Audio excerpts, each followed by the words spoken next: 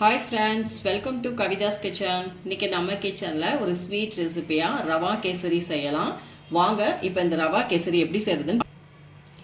Friends, அடுப்பில் ஒரு pan வச்சுக்கலாம். இப்போ இதில் நம்ம ஒரு 3 டீஸ்பூன் அளவுக்கு நெய் சேர்த்துக்கலாம். 3 டீஸ்பூன் நெய் சேர்த்துக்கோங்க.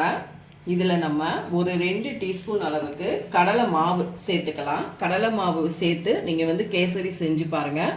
நல்லா அல்வா டேஸ்ட்டில் சாப்பிட்ட ஃபீல் இருக்கும். இப்போ இதில் நம்ம நல்லா வறுத்து கொடுத்துக்கலாம். 2 டீஸ்பூன் மட்டும் நம்ம சேர்த்துட்டா போதும். இந்த கடலை மாவோட ஸ்மெல் வரணும் நமக்கு வறுப்படும் பொழுது. அந்த அளவுக்கு நம்ம நல்லா வறுத்துக்கணும் நெய்யில். இப்போ நமக்கு கடலை மாவு இந்த அளவுக்கு நம்ம நல்லா வறுபட்டுருக்கணும். இப்போ இந்த ஸ்டேஜில் நம்ம 1 கப் அளவுக்கு வெள்ளை ரவை எடுத்துக்கலாம். இதுலேயே நான் இந்த கப்பில் தான் பொருள் எடுத்திருக்கேன், வெள்ளை ரவை எடுத்திருக்கேன். இதிலே தான் எல்லா இன்க்ரீடியன்ஸும் நம்ம சேர்த்துக்கணும்.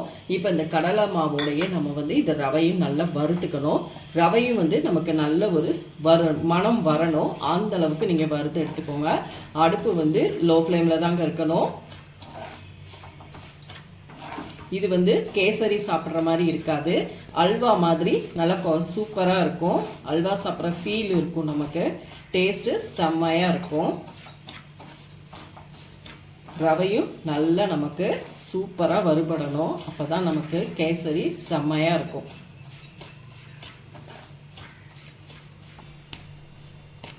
ஃப்ரெண்ட்ஸ், இப்போ நமக்கு ரவையும் நல்லா வறுபட்டுருச்சு, நல்ல ஒரு மனம் வந்துருச்சு. இதை நான் ஸ்டவ் ஆஃப் பண்ணிவிட்டு இதை நான் ஒரு பிளேட்டுக்கு ஆற வச்சுக்கிறேன்.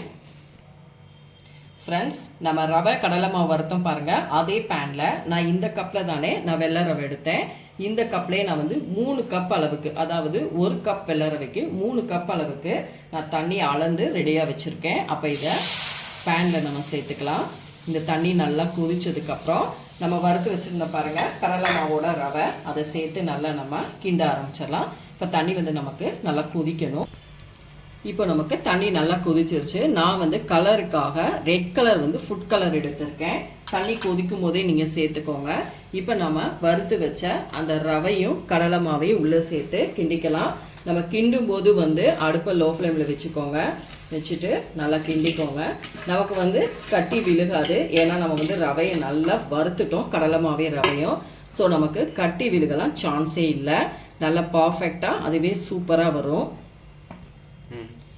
இப்போ நமக்கு பாருங்கள் நல்லா நமக்கு கெட்டி ஆயிடுச்சு. அடுப்பை லோ ஃப்ளேமில் வச்சுட்டு நல்லா கிண்டி கொடுத்துக்கோங்க.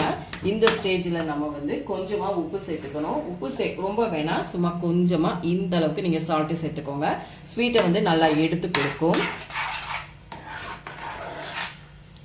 ரவை நல்லா ஆல்ரெடி நம்ம வறுக்கும் பொழுதே வெந்திருக்கும். இப்போ இந்த தண்ணியிலே நமக்கு நல்லா ரவை வெந்திருக்கும். இப்போ இந்த ஸ்டேஜில் நான் சுகர் சேர்த்துக்கிறேன்.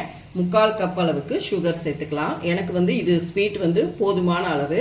உங்களுக்கு ரொம்ப ஸ்வீட் சேர்க்கணும், நீங்கள் அதிகமாக ஸ்வீட் சாப்பிடுவீங்க அப்படின்னா நீங்கள் 1லேருந்து 1.25 கப் அளவு வரைக்கும் நீங்கள் சுகர் சேர்த்துக்கலாம். எங்கள் வீட்டில் ஒரு மீடியமான ஸ்வீட் தான் சாப்பிடுவாங்க, அதனால் நான் 3/4 கப் அளவு மட்டும் நான் எடுத்திருக்கேன். இப்போ மறுபடியும் நமக்கு இலக்கம் கொடுக்கும் சுகர் சேர்த்துருக்கனால. கேசரி கொஞ்சம் இந்த மாதிரி டிஃப்ரெண்ட்டாக செஞ்சு பாருங்கள். எப்பவும் செய்கிற கேசரி மாதிரி இல்லாமல் கடலை மாவு சேர்த்து செய்யும் பொழுது டேஸ்ட் நல்லா இருக்கும். அல்வா சாப்பிட்ட ஃபீல் கண்டிப்பாக கிடைக்கும். உங்களுக்கு பார்க்கும் பொழுதே தெரியும் நமக்கு கெட்டியெல்லாம் பிடிக்கல, பார்த்தீங்களா? சூப்பராக வந்திருக்கு. இப்போ இதில் நான் வாசனைக்காக ஏலக்காய் தூள் சேர்த்துக்கிறேன். நீங்கள் ஆரஞ்சு ஃபுட் கலருக்கு பதிலாக நீங்கள் எல்லோ கூட சேர்த்துக்கலாம். ஒரு 1/2 டீஸ்பூன் அளவுக்கு வாசனைக்காக ஏலக்காய் தூள் சேர்த்துக்கலாம். இந்த ஏலக்காய் தூள் நான் ஜீனியோட சேர்த்து பவுடர் பண்ணதுங்க, அதனால உங்களுக்கு ஒயிட் கலர்ல தெரியும்.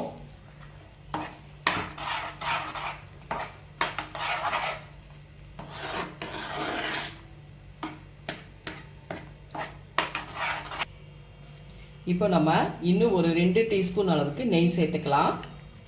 ஃபஸ்ட்டு நம்ம 3 டீஸ்பூன் தான் சேர்த்துருந்தோம். சேர்த்துட்டு கடலை மாவு ரவையெல்லாம் நல்லா வறுத்தோம். இப்போ 2 ஸ்பூன் சேர்த்துக்கலாம். நெய் எவ்வளோ சேர்க்குறோமோ அந்தளவுக்கு நமக்கு சூப்பராக இருக்கும் டேஸ்ட்டு.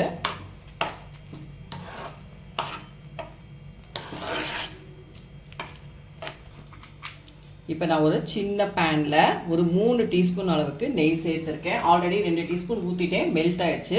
மறுபடியும் 1 டீஸ்பூன் சேர்த்துருக்கேன். நான் வந்து முந்திரி பருப்பு ஒரு 10-12 போல் 1-2மா ஒடிச்சு வச்சுருக்கேன். இப்போ இதை நம்ம லைட்டாக ரோஸ்ட் பண்ணி எடுத்துக்கலாம்.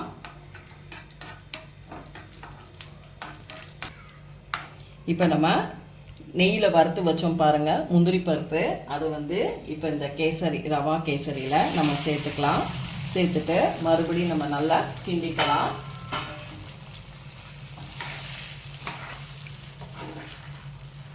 நல்லா பார்க்கும் பொழுதே உங்களுக்கு தெரியும், நல்லா சூப்பராக அந்த பேன்ல எல்லாம் ஒட்டாமல் அருமையாக நமக்கு அல்வா மாதிரி வந்திருக்கு. இப்போ இதை நம்ம ஒரு பவுலுக்கு மாற்றிட்டு பார்க்கலாம். ஃப்ரெண்ட்ஸ், இப்போ நமக்கு அருமையான ஒரு ஸ்வீட் ரெசிபியாக ரவா கேசரி சூப்பராக ரெடி ஆயிடுச்சு. கண்டிப்பாக கடலை மாவு சேர்த்து செஞ்சிங்கன்னா கேசரி சூப்பராக இருக்கும். இப்போ நான் உங்களுக்கு ஸ்பூனில் எடுத்து காமிக்கிறேன் பாருங்கள், எவ்வளோ சூப்பராக அருமையாக வந்திருக்கு பாருங்கள்.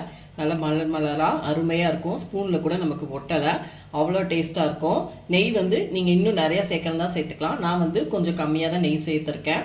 நெய் அதிகமாக சேர்க்கும்பொழுது டேஸ்ட் இன்னும் சூப்பராக இருக்கும். கண்டிப்பாக ட்ரை பண்ணி பாருங்கள். செஞ்சு பார்த்துட்டு இந்த வீடியோஸை லைக் அண்ட் ஷேர் பண்ணுங்கள். மறக்காமல் கவிதாஸ் கிச்சனுக்கு சப்ஸ்கிரைப் பண்ணிக்கோங்க. கூடவே பெல் பட்டனை கிளிக் பண்ணுங்கள். அப்போ தான் நம்ம போகிற வீடியோஸ் எல்லாமே உங்கள் நோட்டிஃபிகேஷனுக்கு வரும். அடுத்த வீடியோவில் உங்களை சந்திக்கிறேன். தேங்க்யூ.